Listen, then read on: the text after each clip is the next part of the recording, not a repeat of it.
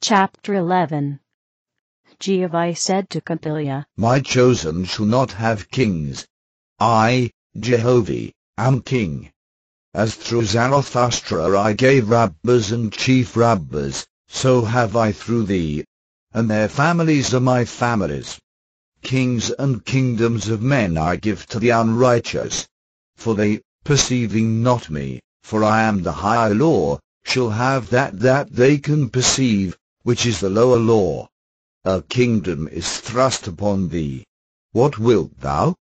Capilya said, What shall I do, O Oahspe? Oahspe answered, saying, Suffer thyself to be proclaimed at home and in the provinces, after which thou shalt ratify the laws, and then abdicate, and the kingdom shall fall into other hands. Capilya was proclaimed, and thence after known as King Capilya, and he abdicated, and then Oahspe became king, and he became obligated to Capilya, so that the latter, though not king, stood as a protector over the faithists, even greater than Oahspe, nor could any laws be enacted affecting the faithists without the consent of Capilya. Oahspe had said, My people shall be a separate people, they shall live under my laws, for I am their king. Now the whole time, from Capilya's first beginning of the restoration of the Zarathustrians, i.e., the faithists, until establishing a protectorate for them, was 5 years. After this Capilya traveled about, east and west, and north and south, collecting together the scattered remnants of his people, and he established them in colonies, and taught them not only rites and ceremonies, but taught the lost arts of tilling the soil, and of making fabrics out of hemp and wool and silk, and he established schools, and provided teachers for the people. Capilya said, The first virtue is to learn to find Jehovah in all things, and to love and glorify him. The second virtue is cleanliness. All peoples, old and young, shall bathe once a day. The third virtue is to eat no fish nor flesh, nor other unclean thing, for of what profit is it to bathe the outer part, if one putteth filth within? The fourth virtue is industry. Because the Father gave man neither feathers, nor hair nor wool, let it be testimony of his commandment that man shall clothe himself.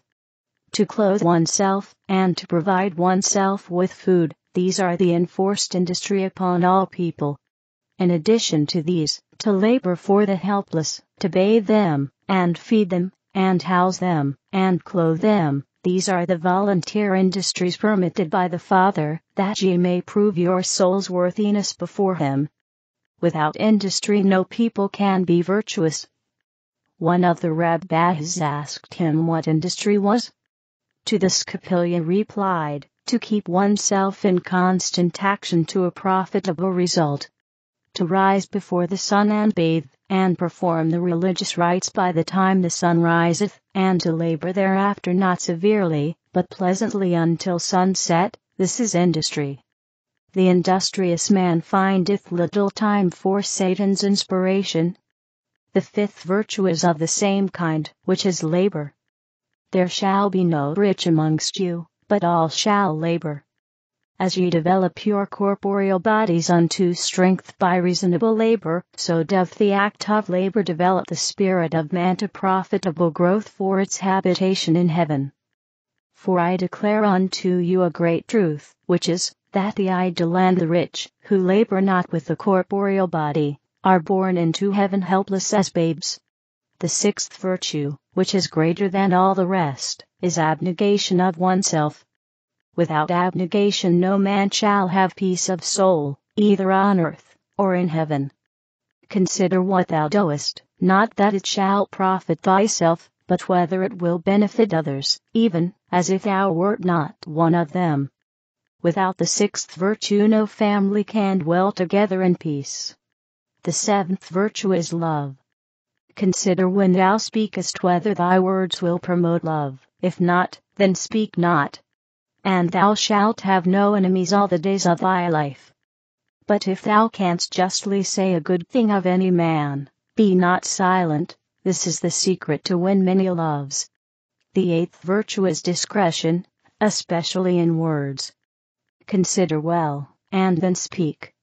If all men would do this, thou wouldst be surprised at the wisdom of thy neighbors.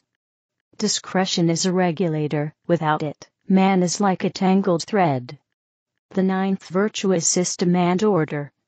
The weak man, with system and order, doeth more than a strong man, without them. The 10th virtue is observance. With observance a man accepteth from the ancients such things as have been proven to be good, such as rites and ceremonies. Without observance a man beginneth back even with the earliest of the ancients, and thus casteth aside his profit in the world. The 11th virtue is discipline, the discipline, for the individual, and the family. He who hath not discipline is like a racehorse, without a rider. A time to rise, a time to eat, a time to pray, a time to dance, a time to labor, these are good in any man, but the family that practiseth them in unison with one another hath discipline. The 12th virtue is like unto it, and is obedience. All good and great men are obedient. He that boasteth his disobedience to discipline is a fool, and a madman. Greater and better is the weak man of obedience than the strong man of defiance. For the one promoteth the harmony of the family, but the other ruptureth it. Consider these 12 virtues, they are sufficient laws unto the whole world. Man may multiply books and laws forever, but they will not make the family, nor colony, nor state, happy, without the adoption of these 12 virtues.